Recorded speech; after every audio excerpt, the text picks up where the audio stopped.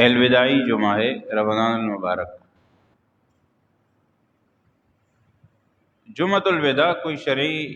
نام نہیں ہے، نہ شریعت میں اس کا کوئی الگ سے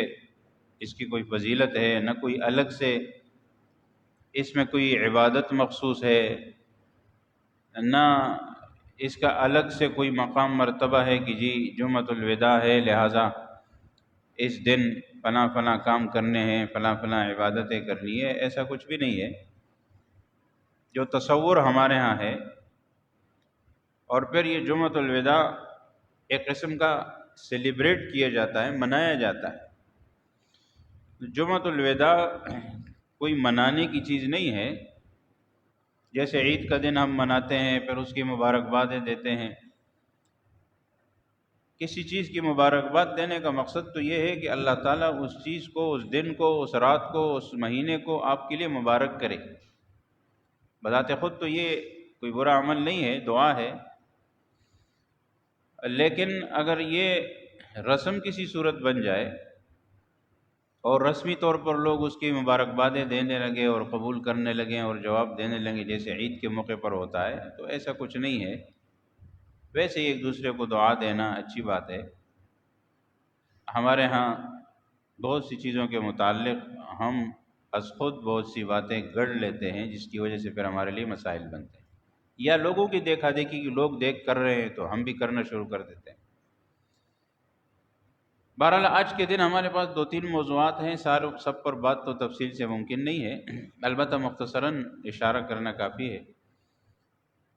جمعۃ الوداع کے بارے میں ایک تو میں نے عرض کر دیا کہ اس دن کی کوئی مخصوص عبادت منقول نہیں ہے، اور نہ اس دن کی الگ سے کوئی فضیلت ہے۔ بس میں نے صرف یہ عرض کر دیا کہ چونکہ جمعہ کا دن ہے اور رمضان المبارک کا جمعہ جو ہے وہ بنسبت دوسری ایام کے زیادہ فضیلت والا ہوتا ہے، لہذا اس سال چونکہ یہ آخری ہے اور آئندہ کا پتہ نہیں، لہذا جتنا ممکن ہو سکے جو عبادات گزشتہ جمعات میں ہم نے نہیں کیے رمضان میں یا پابندی نہ کر پائے، آج جتنا ممکن ہو اس کا اہتمام کر لیا جائے تو بہتر رہے۔ باقی ایک چیز جو مشہور ہے وہ قضاء عمری والی بات ہے۔ بعض روایات ضعیف ہیں یا بعض من گھڑت بھی ہوتی ہیں،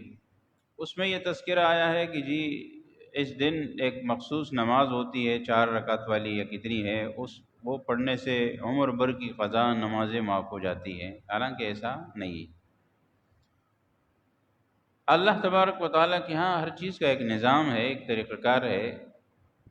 اگر نماز قضا ہو گئی تو اس کی قضا کرنے کا اپنا طریقہ ہے، اگر زکوٰۃ وقت پر نہیں دی تو اس کے بعد میں ادا کرنے کا، قضا کرنے کا طریقہ ہے۔ روزہ وقت پہ نہیں رکھ سکے تو بعد میں اس روزے کی قضا کا اپنا طریقہ ہوتا ہے، لیکن ایسی کوئی صورتحال نہیں ہے کوئی 2-4 رکعت نماز پڑھ کے انسان پوری عمر کی نمازیں معاف کرا لے۔ اگر ایسا ہوتا تو پھر تو آسان بات۔ یہ ہمارے ہاں لوگ پیکج کے عادی ہو چکے ہوتے ہیں نا، تو وہ جو پیکج کے عادی ہوتے ہیں وہ کہتے ہیں کہ جیسے دنیا میں ہمیں ایک تیر سے کئی شکار ہو جاتے ہیں، ایک پیکج میں بہت سی چیزیں مل جاتی ہیں، اسی طرح شاید شریعت میں بھی ہوتا ہوگا کہ کوئی ایک آدھ عمل کر کے سارے اعمال سے ہماری جان چھوٹ جائے گی، ایسا نہیں۔ قضا کرنے کی نمازوں کا طریقہ وہی ہے کہ جتنی نمازیں ذمے پہ ہے، اگر وقت معلوم ہے، تعداد معلوم ہے تو پھر تو بات ختم ہے، اس کو اسی حساب سے ادا کرتا جائے۔ لیکن اگر معلوم نہیں ہے تو پھر ہر قضا نماز سے پہلے یہ نیت کرے کہ میں اپنی اول قضا نماز جو میری ذمہ ہے، فجر کی یا ظہر کی یا عصر کی، وہ میں پڑھ رہا ہوں، یا یہ کہ آخر کا لفظ کہے کہ میں وہ آخری نماز پڑھ رہا ہوں جو میرے ذمہ قضا ہے، فجر کی، ظہر کی۔ یہ ایک جو عوام میں مشہور باتیں ہوتی ہیں اس میں سے ایک مسئلہ ہے۔ باقی یہ ہے کہ جی لوگ پھر کیا کرتے ہیں کہ جب اس قسم کا دن ہے، پہلے تو ہم دن بھی بناتے ہیں خود، پھر دن کی فضیلت بھی بنا لیتے ہیں، پھر اس دن کو منانا بھی شروع کر دیتے ہیں، پھر اس دن کے بارے میں مختلف چیزیں بھی بنا لیتے ہیں۔ ایسا نہیں ہوتا، شریعت میں جو چیز جس طرح ہے اس کو اسی کے مطابق رکھنا چاہیے۔ تو آخری جمعہ ہے، اللہ کرے کہ ہم اس کو قیمتی کر کے گزاریں۔ اعتکاف میں جو حضرات ہیں ان کے لیے تو ویسے بھی ظاہر ہے کہ ان کا ہر لمحہ عبادت میں ہے، تو ان کے لیے تو یہ موقع ویسے بھی موجود ہے، لیکن ہم باقی لوگ جو ہیں ان کے لیے یہ ہے کہ ظاہر ہے جمعے کے دن جو سورۃ الکہف کی تلاوت ہوتی ہے، اگر ہم عام دنوں میں نہیں کرتے تو کم از کم آج تو کریں، اور اس کو اپنا معمول بنانا چاہیے ہر جمعے کو۔ جمعے کے دن حدیث میں جیسے آتا ہے کہ کوئی گھڑی ہے، ساعت ہے، وقت ہے جس میں دعا قبول ہوتی ہے، تو اس حساب سے اس دن کو کا اہتمام ہونا چاہیے عبادات کا۔ احادیث کا مقصد بھی یہ ہوتا ہے کہ ایک وقت متعین ہوتا ہے لیکن اللہ کے علم میں ہوتا ہے، وہ بتایا نہیں جاتا تاکہ انسان بندہ اس کا اہتمام کرے عبادات کا۔ چنانچہ ليلۃ القدر کے بارے میں بھی اسی طرح ہے کہ ليلۃ القدر اگر مخصوص متعین معلوم ہو جائے تو بس لوگ ایک رات کی عبادت کریں گے، بات ختم ہو جائے گی، نہ کہ اعتکاف کی ضرورت پڑے گی، نہ ہر رات کے اہتمام کی ضرورت پڑے گی۔ تو شریعت کا مزاج یہ نہیں ہے۔ اصل میں شریعت کا مقصد یہ ہے قرآن و سنت میں فضائل کا کہ ہمیں ایک فضیلت بتائی جاتی ہے اور اس فضیلت کی بنیاد پر ہم سے عبادات کروائی جاتی ہیں تاکہ ہم اہتمام کے ساتھ عبادت کریں۔ اس فضیلت کو تلاش کرنے کے لیے، اس فضیلت کو پانے کے لیے ہم اس پورے وقت کو یا پورے مہینے کو یا پوری رات کو یا ان ایام کو اپنی عبادت میں لے آئیں اور معمول بنا لیں، یہ مقصد ہوتا ہے۔ آپ دیکھیں گے شریعت کا مزاج جتنا بھی ہے، جہاں بھی ہم احادیث قرآن و سنت کی روشنی میں دیکھتے ہیں، احب الاعمال الی اللہ ادومها وان قل، فرمایا رسول اللہ صلی اللہ علیہ وسلم نے کہ اللہ کے ہاں سب سے پسندیدہ عمل وہ ہے جو ہمیشہ کیا جائے، اگرچہ کم مقدار میں کیوں نہ ہو۔ ایک شخص 2 رکعت نماز پڑھتا ہے لیکن روز پڑھتا ہے، اس کا معمول ہے، یہ اس شخص سے بہتر ہے کہ جو ایک رات میں 100-200 رکعتیں پڑھ کر پھر سارا سال نہیں پڑھتا۔ اس سے بہتر یہ ہے جو 2 پڑھے لیکن روز پڑھے، اور 100 پڑھے لیکن ایک رات میں پڑھ لے، ٹھیک ہے، اس کا ثواب ملے گا۔ لیکن شریعت کا مزاج یہ ہے، اللہ اور اللہ کے رسول کے احکام کے مطابق اللہ اور اللہ کے رسول نے ہمیں نیک بنانا ہے اور نیکی کا معمول ہمارے زندگی میں ہونا چاہیے، تو نیکی کو ہمارے معمولات میں شامل کرنے کے لیے یہ پورا کا پورا دین آیا ہے کہ دین جو ہے وہ ہمارے معمولات میں شامل ہو جائے، روزمرہ کی زندگی میں آ جائے۔ ایسا نہ ہو کہ وہ کسی مخصوص رات کا محتاج ہو، کسی مخصوص دن کا محتاج ہو، یا کسی مخصوص مہینے کا ہو، جیسے ابھی رمضان المبارک کا مہینہ ہے۔ عبادات کے لیے کوئی مخصوص دن رات مہینہ اس اعتبار سے نہیں ہے کہ جی باقی سال میں آپ نہ کریں۔ اگر کسی چیز کی فضیلت ثابت ہے تو یقیناً وہ اسی کے ساتھ ہے، لیکن اس کا یہ مقصد نہیں ہے کہ باقی راتوں کا اہتمام نہ کیا جائے۔ ہر شب قدر است اگر قدر بدانی، فرمایا ہر رات شب قدر ہے اگر آپ قدر کرنا سیکھیں، قدر تو کریں۔ اگر اخلاص کے ساتھ عبادت ہو تو ہر رات بھی شب قدر بن سکتی ہے، اس معنی میں کہ وہ رات ہمارے لیے قیمتی ہو جائے گی جب ہم اہتمام سے اخلاص سے عبادت کریں گے۔ لیکن اگر کوئی شخص شب قدر کو بھی پالے اور اس رات بھی اہتمام نہ کرے، عبادت کا لحاظ نہ کرے، خیال نہ کرے، اس رات کو تلاش نہ کرے، اس کی اہمیت اس کے دل میں نہ ہو، رمضان آیا اور رمضان گزر گیا، کوئی پرواہ نہیں ہے کب وہ رات آ رہی ہے، کب ہو سکتی ہے، میں ذرا اہتمام تو کروں، میں ذرا تلاش تو کروں، اگر یہ پرواہ نہیں ہے تو اس کے لیے شب قدر بھی کوئی معنی نہیں رکھتی، اس کے کام کو تو نہیں آئی، فائدہ کیا ہوا؟ تو اس لیے ہمارے ہاں کیا ہوتا ہے، معمول نہیں بناتے ہم کسی چیز کو، پھر کہتے ہیں جی سکون نہیں ہے۔ ایک ساتھی سے نے کہا کہ جی سکون نہیں ہے، ڈپریشن ہے، پریشانی ہے، تو میں نے عرض کیا کہ اصل میں یہ ہے کہ اپنے اعمال پر انسان نظر کرے کہ میں کتنا دین پر عمل کر رہا ہوں۔ سب سے پہلے اہم چیز تو نماز ہے نا۔ میں نے کہا آپ نماز پڑھ رہے ہیں؟ کہتے نماز تو نہیں پڑھتا۔ اب ایک شخص نماز نہیں پڑھے، وہ کہے کہ میں سکون چاہتا ہوں، کیسے سکون ملے گا؟ تو لوگوں کے ذہن میں کیا ہے، کہتے ہیں جی بہت سارے لوگ نمازیں نہیں پڑھتے، ان کو تو سکون ہے، ہمیں کیوں نہیں ہے؟ میں نے کہا یہ بات غلط ہے، بہت سے لوگ نمازیں نہیں پڑھتے لیکن ہر ایک کو ایک مسئلہ نہیں ہوتا، آپ پوچھیں ان سے کہ آپ کو سکون ہے یا نہیں ہے، پھر پتہ چلے گا۔ اس طرح تو دنیا میں کفار اور مشرکین بھی ہے، یہود و نصارہ بھی ہے، ان کے پاس بہت سارا مال ہے، وسائل ہیں، سب چیزیں موجود ہیں، دنیا کی ظاہری نعمت ہے، لیکن آپ پوچھیں تو صحیح نا کہ سکون ہے کہ نہیں ہے۔ آج تک آپ یہ نہیں بتا سکتے کہ کوئی شخص دین کو چھوڑ کر بے دینی میں سکون کی تلاش کے لیے گیا ہو، لیکن یہ آپ کو بہت ملے گا کہ بے دینی کو چھوڑ کر دین پر آئے سکون کی تلاش میں۔ کتنے بڑے بڑے گلوکار، فنکار، اداکار اور حتیٰ کہ کفار اور مشرکین ایمان لانے والے اس مقصد کے لیے اسلام نیک اعمال کی طرف آئے کہ جی ہمیں سکون مل جائے۔ لیکن دیندار شخص کو سکون نہ ہو اور سکون حاصل کرنے کے لیے وہ بے دین بن گیا ہو، ایسا نہیں ہو سکتا۔ ہاں ویسے کوئی بے دین بن گیا، دنیا کی لالچ میں آ گیا، مال و دولت کی لالچ میں آ گیا، کسی بھی گمراہی کا شکار ہو کہ الگ چیز ہے، لیکن اس مقصد کے لیے، سکون کی تلاش کے لیے اگر آپ کو آنا ہے تو دین کی طرف آنا پڑے گا اور دین کو اپنے معمولات میں لانا پڑے گا۔ دین جب تک معمولات زندگی میں نہیں آئے گا، کسی دن نماز پڑھی، کسی دن نہیں پڑھی، کسی دن تلاوت کر لی، کسی دن نہیں کی، کبھی ذکر اذکار کیا، کبھی نہیں کیا، جتنی پابندی سے ہم موبائل دیکھتے ہیں، جتنی پابندی سے ہم اپنے دنیا کے کام کاج میں لگے ہوئے ہیں، جتنی ہر وہ چیز ہم دنیا کی اپنی پابندی سے کر رہے ہیں، کیا ہم اتنی پابندی سے نماز پڑھتے ہیں، نوافل پڑھتے ہیں، تلاوت کرتے ہیں، ذکر اذکار کرتے ہیں؟ ہم نے کوئی ترتیب بنائی ہے؟ ہر آدمی اپنے گریبان میں دے۔ میں اس لیے عرض کر رہا ہوں کہ اب رمضان المبارک گزر جائے گا تو آپ دیکھیں گے کہ مساجد ویران، فرض نماز میں بھی تعداد کم، اپنے اعمال میں بھی فرق آ جائے گا۔ بھائی فرض تو ویسے بھی فرض ہے نا، وہ تو پڑھنا ہے۔ اگر نوافل میں، ذکر اذکار میں، تلاوت میں عام دنوں میں کچھ فرق آ بھی جائے، تھوڑا سا کمی بھی آ جائے، تب بھی سمجھ میں آنے والی بات ہے، لیکن یکسر یہ چیزیں ختم ہو جائیں کسی کی زندگی سے کہ رمضان المبارک کے بعد وہ قرآن ہی نہ اٹھائے، وہ تلاوت سارا سال ہی نہ کرے، وہ ذکر اذکار ہی نہ کرے، وہ نوافل ہی نہ پڑھے، حتیٰ کہ فرائض میں بھی سستی کرے، تو پھر رمضان المبارک کا مقصد کیا ہوا؟ قرآن کریم کا جو اعلان تھا کہ لعلکم تتقون، اس کا مقصد کیا ہوا؟ قرآن کریم رمضان مبارک تو اس لیے آیا تھا کہ ہم تقویدار بن جائیں، متقی بن جائیں، پرہیزگار بن جائیں، گناہوں کو چھوڑنے کی پریکٹس کریں، مشق کریں، اور اس کے بعد پھر اس مشق کو آگے جاری رکھیں۔ وہ تو ہم نے کیا نہیں، بس روزے رکھ لیے۔ یہ تو وہی ہے جیسے کہ حدیث میں آتا ہے کہ بہت سے روزہ دار، کم من صائم لیس لہ من صیامہ الا السحر، بہت سارے روزہ دار، کم من قائم قیام اللیل والے ایسے ہیں کہ جن کی رات کو کھڑے ہونے سے صرف بے خوابی اور نیند کو چھوڑنا ہوتا ہے، باقی کوئی فائدہ حاصل نہیں ہوتا۔ اور بہت سے نماز پڑھنے والے ایسے ہیں، بہت سے روزہ دار ایسے ہیں کہ جو بھوک پیاس کے علاوہ ان کو کچھ بھی نہیں ملتا۔ تو وہ اسی لیے کہ یہ جو بھوک پیاس ہے، یہ اصل مقصد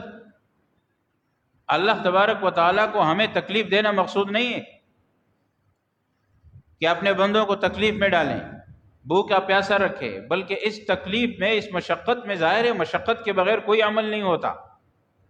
یہ جو لوگ آج نئے نئے نکلے ہیں نا، وہ بہانہ بنانے کے لیے نئے نئے اسکالر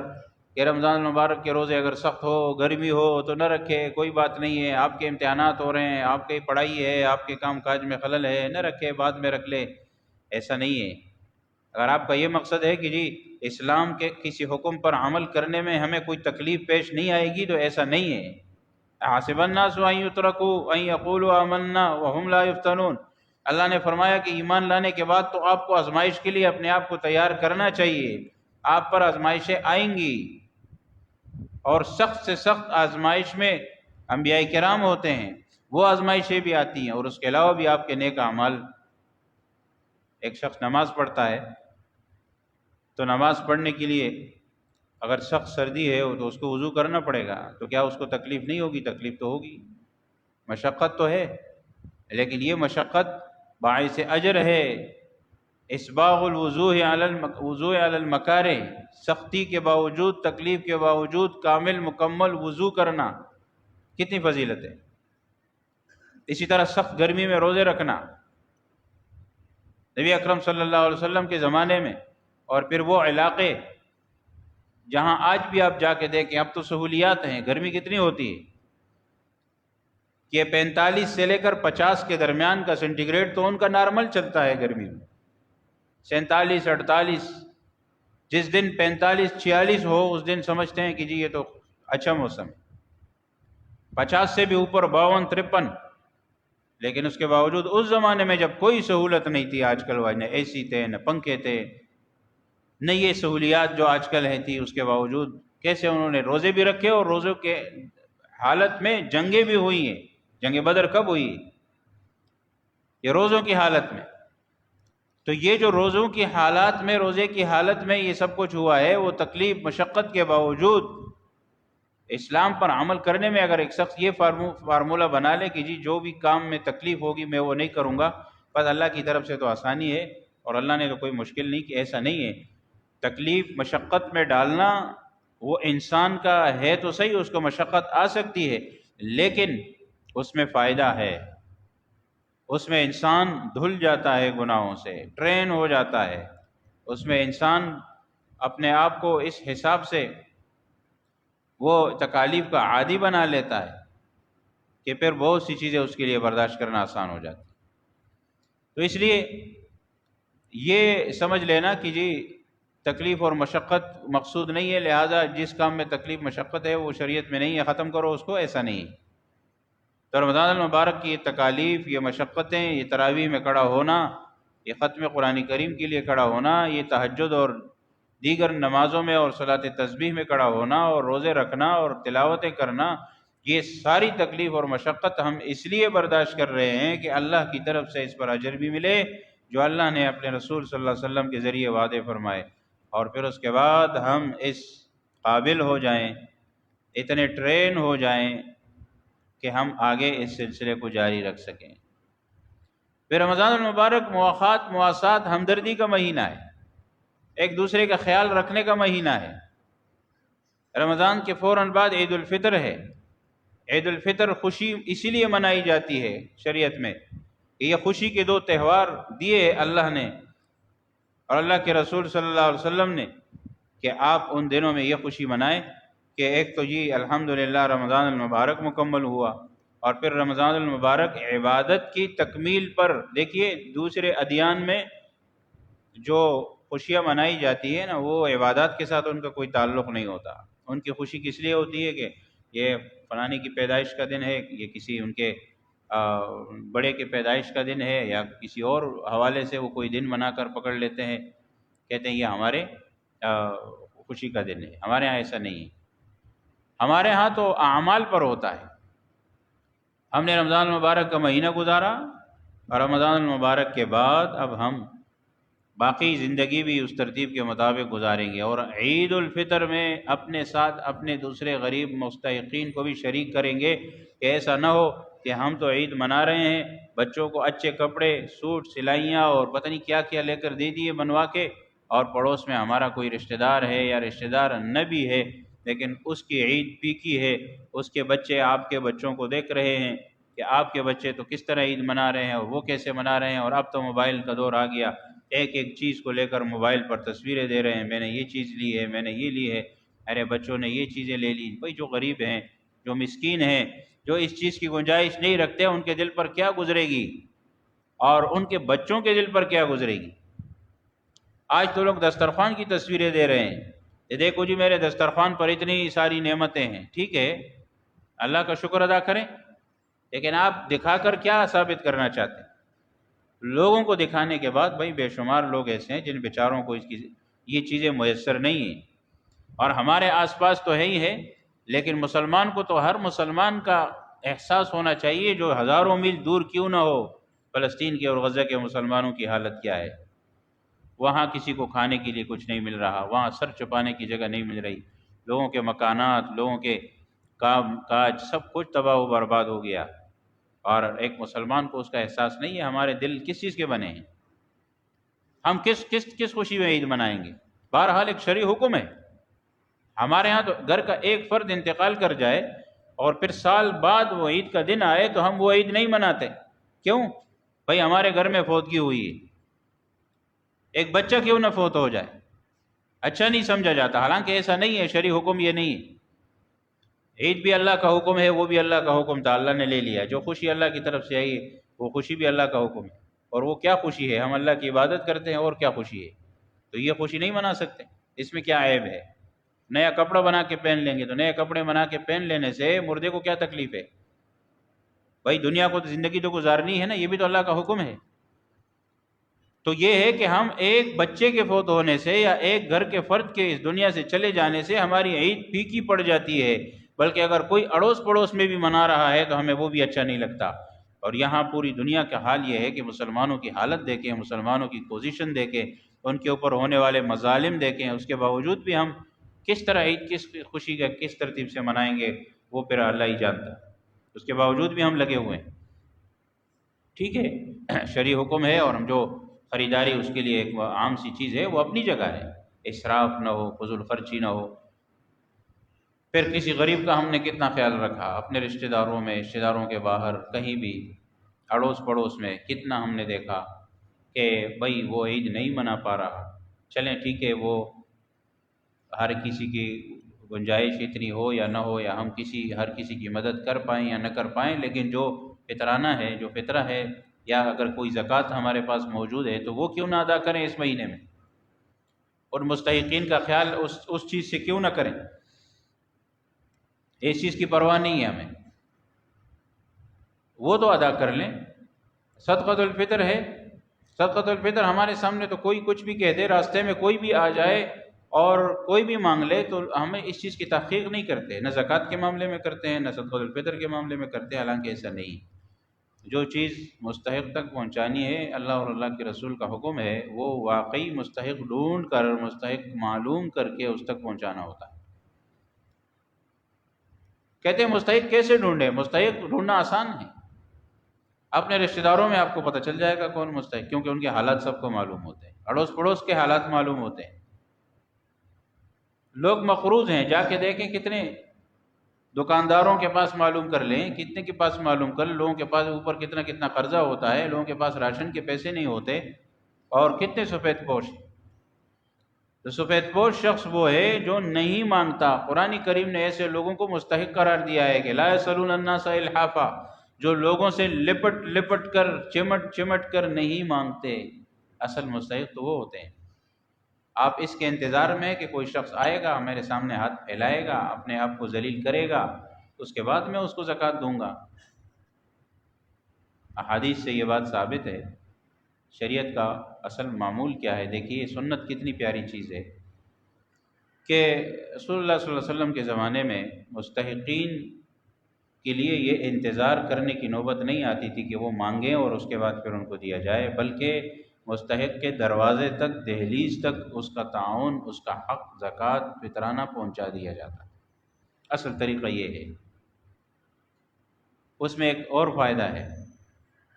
اگر ایک شخص کو آپ مجبور کریں گے کہ وہ آئے اور آپ کے سامنے ہاتھ پھیلائے اور پھر آپ اس کو ادا کریں، تو اس وقت آپ اونچے ہیں، اس لیے کہ آپ کا ہاتھ اوپر ہے، اس کا ہاتھ نیچے ہے، تو آپ کے دل میں کچھ بھی آ سکتا ہے کہ دیکھو یہ میرا محتاج ہو گیا، میں زکوٰۃ دے رہا ہوں، میں فطرانہ، حالانکہ یہ تو حق ہے، دینا ہی پڑے گا، لیکن دل میں کچھ آ سکتا ہے، عبادت میں فرق آ سکتا ہے، نیت میں فرق آ سکتا ہے، لہذا وہ شریعت کا مزاج نہیں ہے۔ شریعت نے کہا کہ آپ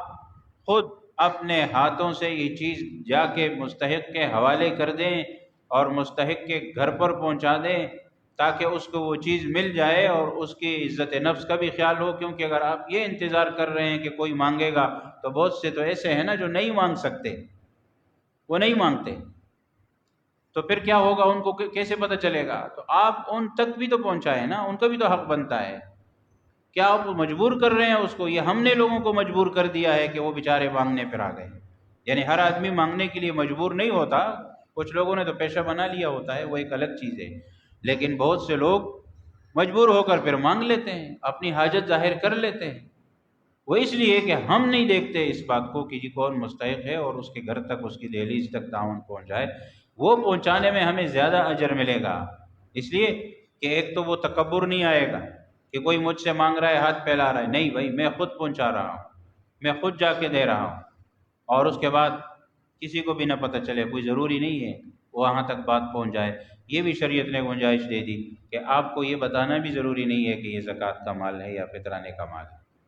آپ اس کو نہ بتائیں۔ ہو سکتا ہے کہ اس سے بھی وہ اس کا دل مجروح ہو اور عزت نفس مجروح ہو، وہ یہ کہے کہ میں زکوٰۃ کے پیسے لے رہا ہوں، تو اس لیے یہ بھی نہ بتائے، کوئی ضروری نہیں ہے۔ لیکن اگر آپ کو معلوم ہے، آپ کی تحقیق کے مطابق مستحق ہے، تو آپ اس تک وہ تعاون پہنچا دیں، وہ آپ اس کے لیے جو بھی اس کی ضرورت کی چیز ہے، چاہے وہ راشن ہے، کھانے پینے کی اشیاء ہے، چاہے وہ کپڑے ہیں، چاہے وہ جوتے ہیں، جو بھی ہے، عید کے موقع پر جو بھی چیز کام آتی ہے وہ آپ پہنچا دیں۔ نہیں تو نقد پیسے دے، مستحق تک پہنچانا ہے تو نقد پیسے دے دے، وہ بھی صحیح ہے۔ ہو سکتا ہے کہ اس کی کوئی ایسی ضرورت ہے جو نقد پیسوں کی اس کو ضرورت ہے تو نقد پیسے دے دے۔ تو بہرحال عید خود منانا اور عید دوسروں کو منانے کا موقع فراہم کرنا کہ ہم سب مسلمان دوسروں کی خیرخواہی کے ساتھ سب ایک ساتھ عید منائیں، یہ عید کا مقصد ہوتا ہے۔ یہ عید کا مقصد نہیں ہے ایک شخص عید منا رہا ہے اور اس کے پڑوس میں لوگ بھوکے بیٹھے ہوئے ہیں اور یہ عید منا رہا ہے اور اپنے بچوں کے لیے مہنگے مہنگے جوڑے کپڑے اور جوتے اور کھلونے پتہ نہیں کیا کیا خرید رہا ہے۔ ایسی نہیں ہوتی ہے۔ تو ان باتوں کو دیکھنا ہوگا۔ اس کے بعد جو ہے لیلۃ القدر کے ایام تو طاق راتیں ابھی کچھ باقی بھی ہیں، اس کا اہتمام میں نے پچھلے جمعے بھی عرض کیا تھا، وہ اہتمام کریں انشاءاللہ، اور ان راتوں کا بھی اہتمام ہو، باقی جتنے ایام بچے ہیں آج کے دن سمیت ان دنوں کا بھی اہتمام ہو۔ اس کے بعد کوئی پتہ نہیں کس کو موقع ملتا ہے کس کو نہیں ملتا، اور اگر کچھ اللہ کے نام پر دینا ابھی بھی باقی ہے، ہم نے اس چیز کی فکر نہیں کی، تو اس چیز کا اہتمام ابھی سے کریں۔ عید کے دن کا انتظار کرنا کوئی ضروری نہیں ہے صدقۃ الفطر کے معاملے میں۔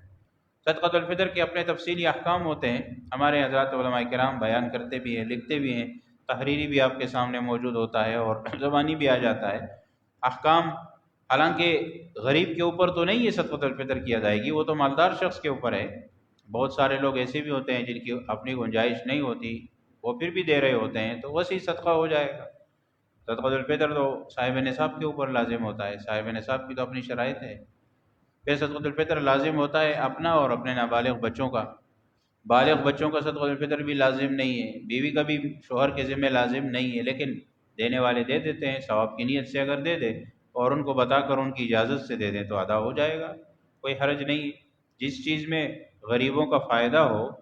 تو وہ عمل کر لینا اچھا ہے، اس میں کوئی حرج کی بات نہیں۔ یعنی اگر کسی کے اوپر صدقۃ الفطر لازم نہیں ہے یا کسی کا صدقۃ الفطر لازم نہیں ہے اور اس کا صدقۃ الفطر ادا کیا جا رہا ہے تو ثواب سے تو خالی نہیں ہے، صدقے کا ثواب تو ویسے بھی مل رہا ہے۔ اس لیے بہرحال اس چیز کا اہتمام ہو، اور جو باقی چیزیں آ رہی ہیں اس میں صدقۃ الفطر میں جو ہے، کشمش ہے، کھجور ہے، اگر کوئی اس حساب سے بھی نکالتا ہے تو زیادہ اجر و ثواب کا باعث ہے۔ اپنی گنجائش کو دیکھنا چاہیے، اپنی طرز زندگی لائف سٹائل کو دیکھنا چاہیے کہ بھئی میں کس طرح کی زندگی گزار رہا ہوں۔ اگر ایک شخص عام ملازم ہے اور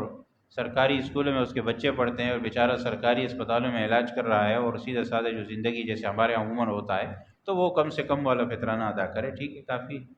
اگر اس کے اوپر لازم ہے۔ اگر نہیں بھی ہے ادا کر لیا تو ٹھیک ہے۔ ایک شخص اس سے ذرا اونچے درجے کا ہے، اس کے مکانات ہیں، اس کی بلڈنگیں ہیں، اس کی تعمیرات ہیں، وہ اچھے سے اچھے اسپتالوں سے علاج کراتا ہے، اچھے سے اچھے اسکولوں میں اس کے بچے پڑھ رہے ہیں، لائف سٹائل طرز زندگی اس کا اچھا ہے، تو وہ تھوڑا عمدہ چیز ادا کرے، اچھی بات ہے، اس کی گنجائش ہے تو وہ ادا کرے۔ اب ہم کیا دیکھتے ہیں کہ ایک شخص کروڑوں کا مالک ہے، وہ بھی 300 روپے دے رہا ہے، اور ایک شخص بیچارہ 15-20 ہزار اور 30 ہزار تنخواہ لے رہا ہے، وہ بھی 300 روپے دے رہا ہے، تو کیا فرق پڑا؟ فرق تو نہیں ہوا دونوں میں۔ تو ہر آدمی کو پھر اللہ کی ان نعمتوں کا شکریہ ادا کرنا چاہیے کہ مجھے اللہ نے بہت دیا ہے تو میں بہت مقدار میں دوں اور اچھی مقدار میں دوں، اور اچھی مقدار میں، تاکہ مستحقین کا خیال ہو اور ان کو وہ چیز مل جائے۔ اور پھر یہ کہ اتنا ادا ہو کہ مستحق کا کوئی کام بھی ہو جائے۔ اب کیا ہوتا ہے کہ 300 روپے کے حساب سے مثال کے 2-4 لوگ ہیں گھر میں یا 5 ہیں تو 1400-1500 روپے بن جاتا ہے۔ تو اب کیا کرتا ہے ایک آدمی کہ 200 ایک کو دے رہا ہے، 200 دوسرے کو دے رہا ہے، 300 دوسرے کو دے رہا ہے، بھئی 200-300 سے کسی کا کیا ہوگا؟ تو آپ اس چیز کو لوگ پوچھتے ہیں نا اکثر کہ صدقۃ الفطر یا زکوٰۃ اس کو تقسیم کر کے ادھر ادھر دینا، تو وہ درست ہے، لیکن وہ تب درست ہوتا ہے جب مقدار زیادہ ہو۔ اگر کسی شخص کے اوپر کوئی زیادہ رقم بن رہی ہے، کوئی 5-8 ہزار 10 ہزار بن رہی ہے، اور وہ اس رقم میں سے کوئی کسی کو 2-2 4-4 ہزار دے رہا ہے تو ٹھیک ہے، لیکن 200 300 روپے سے کسی کا کیا ہوگا؟ لہٰذا اگر ایک شخص کا فطرانہ کوئی 1500 روپے بن رہا ہے تو وہ کسی ایک ہی شخص کو دے دے، ایک ہی مستحق کو دے دے کہ اس کا کام تو ہو، کوئی ایک جوڑا کپڑا یا کوئی جوڑا اس کے جوتوں کا تو آ جائے، کچھ تو آ جائے۔ تو اس لیے مستحق کا اس طرح خیال رکھنا کہ اس مستحق کو کچھ مل جائے، اس کا کوئی کام آئے، تو یہ زیادہ بہتر ہوتا ہے۔ یہی وجہ ہے کہ اجناس کے بجائے پیسے دیے جاتے ہیں، کیونکہ اگر اجناس کوئی شخص دیں، کوئی شخص گندم اٹھا کے دیں، 1.25 کلو تقریباً گندم لازم ہوتی ہے، اگر ایک شخص 1.25 یا 2 کلو گندم ایک شخص کی طرف سے دے رہا ہے تو ٹھیک ہے، ادا ہو جائے گا۔ لیکن ظاہر ہے کہ اب ہر کسی کی ضروریات ہوتی ہے، ہر کسی کو تو گندم نہیں چاہیے، نہ ہر کسی کو کھجور چاہیے، نہ ہر کسی کو کشمش چاہیے، نہ کسی کو جو چاہیے، جو تو کوئی کھاتا ہی نہیں ہے آج کل، تو اب ہر کسی کو تو نہیں چاہیے۔ اب پیسہ ایسی چیز ہے تو اس سے ہر کام ہو جاتا ہے، ہو سکتا ہے وہ شخص بیمار ہے، اس کو ڈاکٹر کی ضرورت ہے، ہو سکتا ہے اس کو دوائی کی ضرورت ہے، ہو سکتا ہے اس کو کوئی اور قرضہ ہے اس بیچارے کے اوپر، وہ قرضہ ادا کرنا چاہتا ہے، تو آپ اس کو وہ چیز دیں نا جس سے وہ سارے کام ہو سکے، اور وہ چیز رقم ہے، پیسہ ہے۔ تو اس لیے اس ترتیب کے مطابق مستحقین کا خیال رکھنا یہ بہت لازم ہے، ضروری ہے۔ تو عید الفطر سے پہلے صدقۃ الفطر بھی اگر بقایا ہے، ادا نہیں کیا تو ادا کر دیا جائے۔ ہمارے آپ کے ساتھ جو ہے وہ اعلان ہوتا ہے، ہم اکثر آپ حضرات کے سامنے ذکر کرتے ہیں، ہم مسجد کی طرف سے جو ہے، میں نے پہلے آپ کو بتایا تھا کہ مسجد میں ظاہر صدقۃ الفطر کی رقوم اور زکوٰۃ کی تو نہیں خرچ لگ سکتی،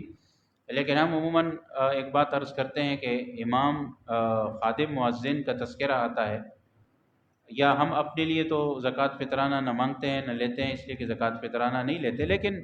خادم مؤذن مسجد کے اگر اس طرح کے مستحقین ہیں تو علماء لکھتے ہیں کہ ان کو ان کی اجرت کی تنخواہ کے علاوہ رقم میں آپ جو ہے وہ یہ چیز اگر مستحقین ہے تو دے سکتے ہیں۔ لیکن میں نے ایک بات پہلے بھی عرض کی تھی کہ دیکھیے ان چیزوں کے لیے ہمیں اس بات کے انتظار کی ضرورت نہیں ہے کہ ہم ان کو صرف زکوٰۃ فطرانہ ہی دیں گے، ہم ان کو عطیات بھی تو دے سکتے ہیں، اور ہم ان کی کوئی ضرورت ہو وہ پوری کرنے کے لیے یا کسی بھی طریقے سے کوئی تعاون کر سکتے ہیں، جو سارا سال محنت کرتے ہیں، اور آپ کو معلوم ہے کہ ان چیزوں کی تنخواہیں اتنی تو نہیں ہوتی، اور اس کے باوجود بھی تو اس کے لیے ہم یہ بتاتے ہیں کہ ٹھیک ہے آپ اس انداز سے اور ترتیب سے بھی تو تعاون کر سکتے ہیں، اگر اور نہ ہو تو صدقۃ الفطر وغیرہ میں سے بھی جب مستحقین ہوتے ہیں اور آپ کو بتایا جاتا ہے تو آپ تعاون کریں، وہ کر سکتے ہیں۔ تو اس لیے بہرحال اس سلسلے کو، اور اپنے مسجد کے اندر، اور ہمیں جیسے میں نے عرض کیا نا کہ مستحق کو آپ ڈھونڈتے ہیں، مستحقین آپ کو بہت مل جائیں گے، لیکن مسئلہ یہ ہے کہ ہم نہیں ڈھونڈتے، تلاش نہیں کرتے، ہم اپنی جان چھڑانا چاہتے ہیں اس قسم کے پیسوں سے، اور کسی کے آواز پر کسی کو بھی دے دیتے ہیں، یہ تحقیق ہی نہیں کرتے، تو ایسا نہ ہو۔ ہر چیز کا اہتمام ہو،